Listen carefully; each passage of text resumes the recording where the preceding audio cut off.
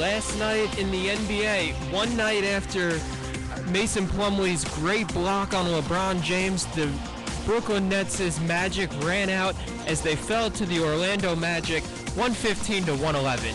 Speaking of the Miami Heat, they dropped another game, losing to the Memphis Grizzlies 107 to 102. In a marquee matchup in the Western Conference, it was the Oklahoma City Thunder winning at Staples Center over the LA Clippers 107 to 101. Both Russell Westbrook and Blake Griffin dropped 32 points in the game. Charlotte topped Washington 94 to 88.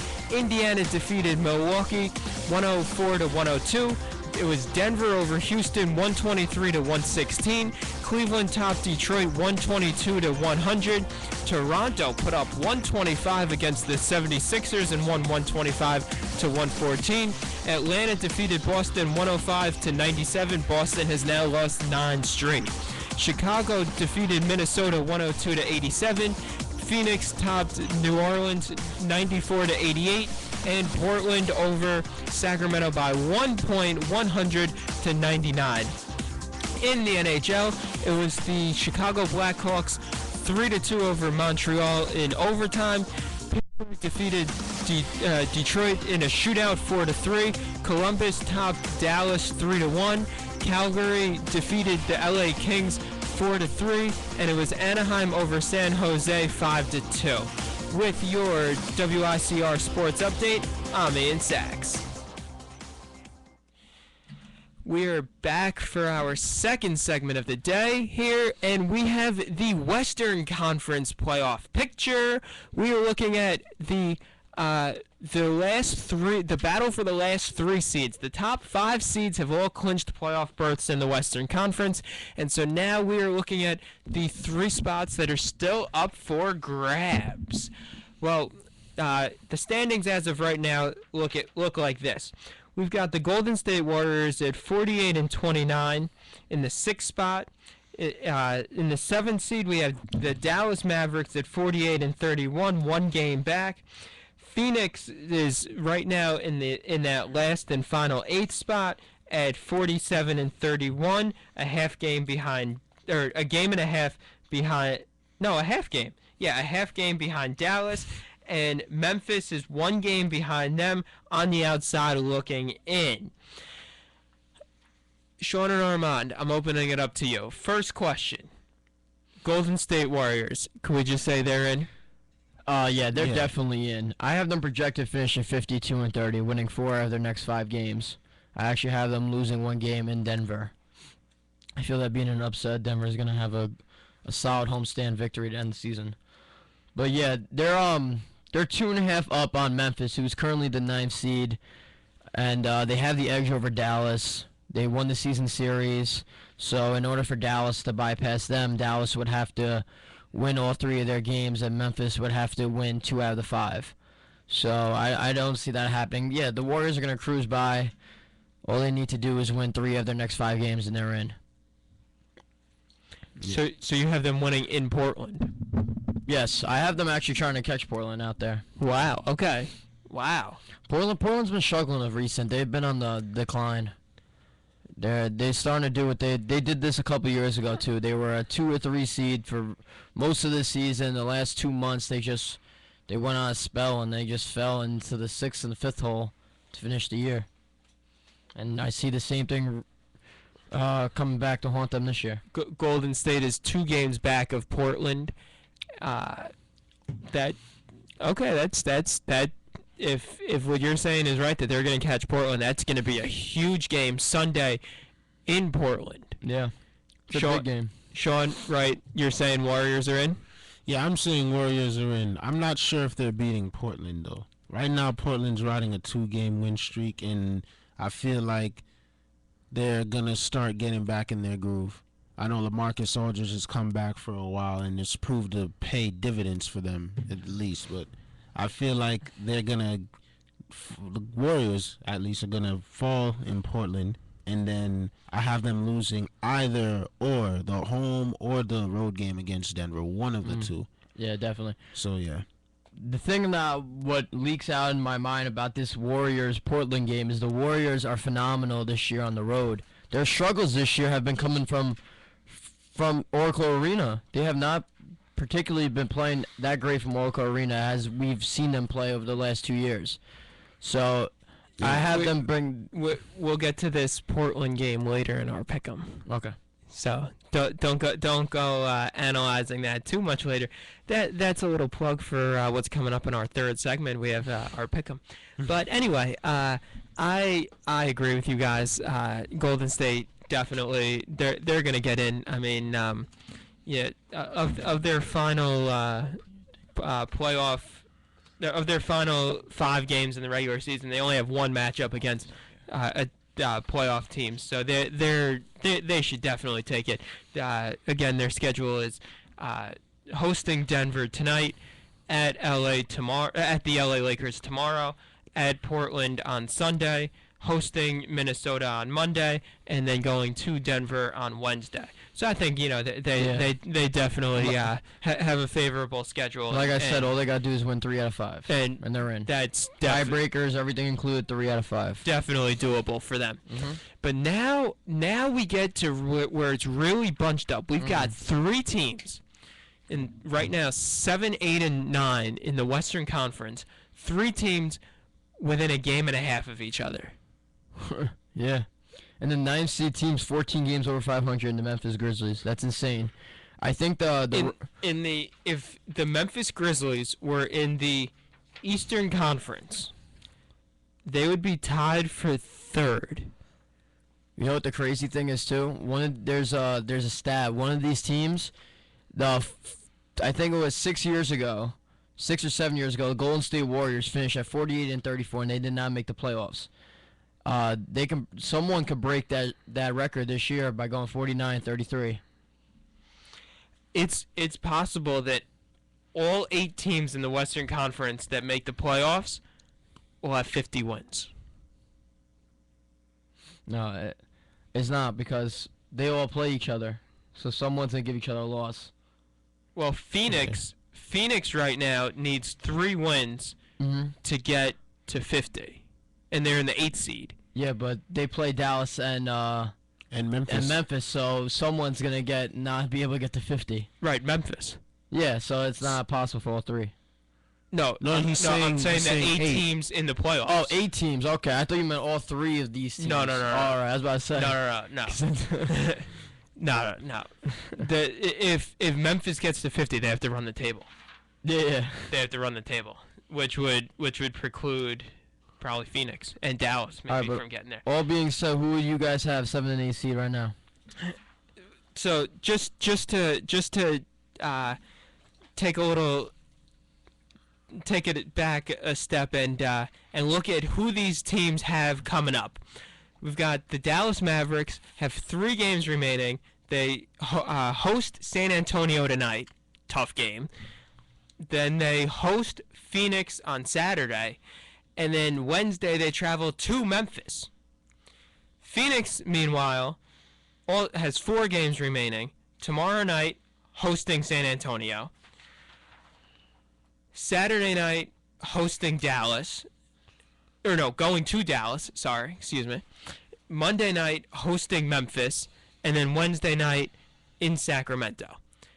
And the Grizzlies have 4 games remaining. Friday night hosting Philadelphia. Sunday night at the Lakers. Monday night at Phoenix. And Wednesday night hosting Dallas. So there are not many easy games for these teams remaining. Yeah. I mean, Philadelphia is an easy one for Memphis. Other than that, I mean, maybe the Lakers and the Kings. Yeah, the team with the easiest schedule is Memphis. Those 4 opponents for Memphis combined for 438 win percentage. The Suns' 4 opponents combined for 577 win percentage, and then the Mavericks' 3 opponents remaining combined for 654 win percentage. Yeah. So and Sacramento won't be exactly the easiest win to obtain, I feel like. Yeah, but with Isaiah Thomas out for them, there's only 2 people who can score the ball: DeMarcus Cousins and Rudy Gay. They absolutely get no bench production whatsoever. Oh, I had no idea Isaiah was absent. Yeah, he's coming into his own, but that's besides the point. He's been really good for them this year. But right now, I I honestly have Dallas winning their next 3 games, not just because I'm a Dallas Mavericks fan. Of course. Let me tell you why. Yeah, Dallas plays the San Antonio Spurs tonight. The Spurs, Tony Parker's doubtful. He's not going to play in this game, most likely. And Manu's questionable. However, the Spurs have had the most recent success against the Dallas Mavericks. Dallas has lost all 3 meetings to San Antonio this season. They have lost their last 8 overall games to the San Antonio Spurs. But the game means more to the Dallas Mavericks than it does to the Spurs. And Dallas is home. I just feel like they've been on an impressive 4-game win streak. They beat the Clippers in Staples Center when they were healthy, and it was a phenomenal game. And I just feel like since that 19-game win streak, the Spurs are 1-2. I mean, they're trying to bounce back, and they're trying to keep OKC off their tails. They're 3 games back. However, they need this win, San Antonio, too, because OKC swept San Antonio this season. They won all 3 games. So if San Antonio was to be tied with OKC will get the best record in the NBA, also the best record in the conference, dropping San Antonio to the 2nd seed. That's your prediction? What? Okay, say? I'm taking the 1 saying seed? Oh. no. I'm saying that San Antonio has to win 2 games. Oh, yeah. Because they can't handle these opponents lightly. I'm saying that Popovich can't be resting people. He's got to win 1 or 2 more games, then he can rest them the final 2 games of the season. So if I was San Antonio, I'd come out here and I try and play hard and play everyone. Yeah, but I don't know if Popovich will play everyone. Yeah. But I'm saying if they play around and they don't start playing everybody, and OKC has 4 easy games. So 3 of them are easy. They play Indiana and Indiana. So OKC can go on a 4-game win streak like snap of the fingers really easily. So San Antonio needs to start winning again because they dropped 2 of their last 3 games. But I don't think they're winning tonight. I think Dallas is gonna outbeat them. We'll get to this game later in the pick'em. But okay, so you have Dallas in, and who else? Yeah, I have Dallas projected at 51-31.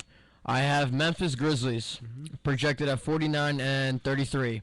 I have Phoenix projected at 49-33. But however, Phoenix is 0-3 against the Grizzlies this year. They lost by 14, 8-5. So with that being said, I feel like Memphis is gonna win this game 4 against them when they play Tuesday next week. Monday. Play Monday. So yeah, I think Memphis is gonna beat them. Sean? Well, honestly, I'm kind of, when it comes to the Warriors and the Mavericks, I have that seated exactly where it is. Not in terms of, the ultimate numbers, but in terms of the conference seats. And then Phoenix and Memphis, that's where I'm kind of drawing a line. I don't know, because Memphis has an easier schedule. Memphis definitely has an easier schedule. I'm gonna go out on a limb though, and I'm gonna say that Memphis unfortunately doesn't make the postseason. You think Phoenix is gonna beat them, huh? Yeah, I think Phoenix is gonna beat them. They're gonna. I think Phoenix has been playing better basketball collectively as a unit the whole year. They've been more consistent. Memphis has just been coming into their own the last month of the season. Yeah, well, Memphis hasn't really had a healthy. Well, neither has Phoenix. I mean, Bledsoe came back with the other. Yeah, but Phoenix has had guys step up like Gerald Green, who is arguably one of the most improved players in the league. Markieff Morris is one of the 6 men of the year. Like, they have guys everywhere who are coming up. Dragic should have been all-star. Like, they have guys everywhere on this court. What's the coach's name? Jeff Hornacek? Jeff Hornacek, yeah. Yeah. They're questioning him to be coach of the year too. So, and then Phoenix has the tiebreaker over Memphis. Memphis has the tiebreaker over Phoenix because they swept them this year. So that's gonna play against Phoenix. However, if Phoenix were to finish tied with the Mavericks, Phoenix has the tiebreaker over the Mavericks. But they play each other again, so Dallas can change that if they were to beat them, and then they would get the tiebreaker. Well, I have a lot of things can change here. I have the Memphis Grizzlies jump into the 7 seed. They have the Philadelphia 76ers at home. They should win that game by 40. They've got the LA Lakers, who have definitely not been good this year. The Lakers are now 25-53. Two easy, two relatively easy games for Memphis. You know, they take those, and then really all they have to do is win one against Phoenix and Dallas. That's a really good point. All they have to do is win. They win the first two easy games, and then they take one out of those last two. And as you said, you know that they've swept Phoenix. They have the Suns' number this year. Memphis could even go 4-0. That really wouldn't shock me that much. You know, they had the experience from going to the Western Conference Finals last year. So I've got the Memphis Grizzlies jumping all the way from the 9 seed up to the 7 seed. Now, it's not too much of a jump. They're only a game and a half back. Wait, so you have them win 3 out of 4, you're saying, right? I've got them winning at least 3 out of 4.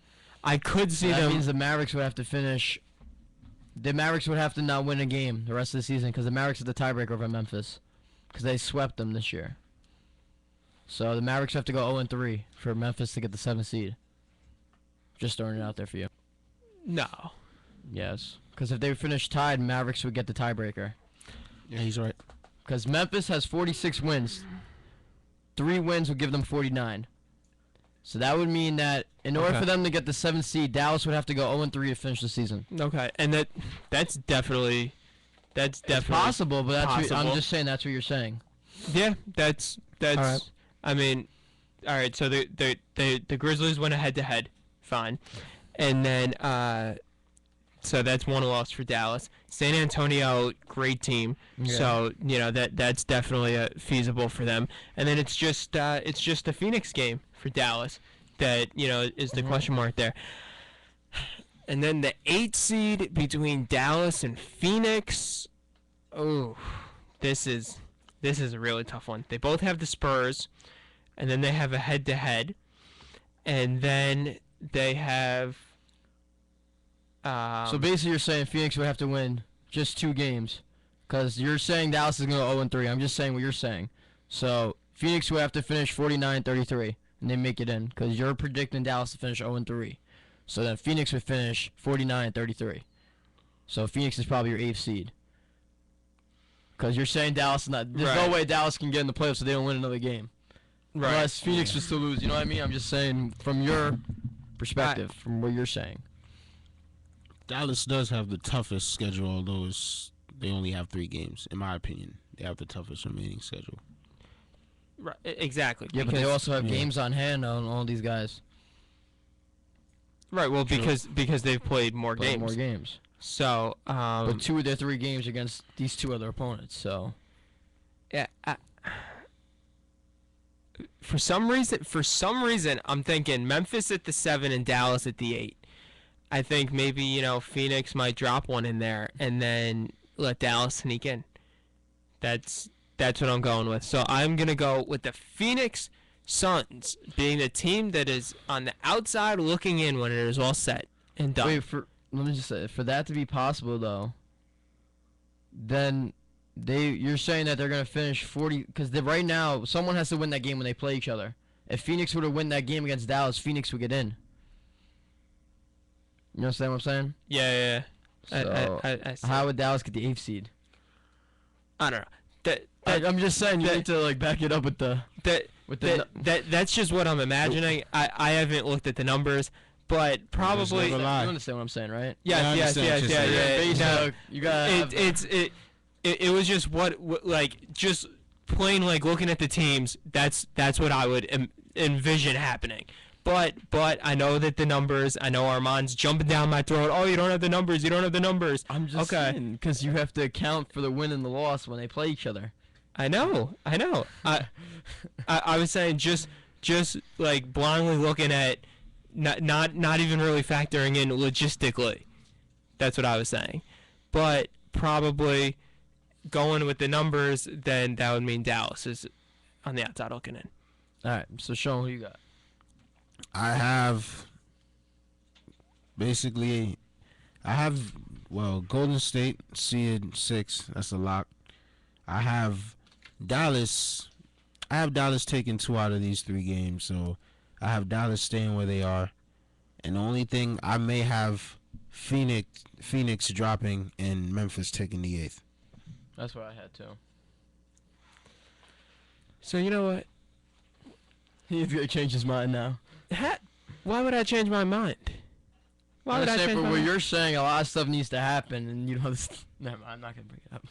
Right. So that's why I said Golden State at the 6, Memphis at the 7, and Phoenix at the 8, So that would mean the Mavericks have to lose all games.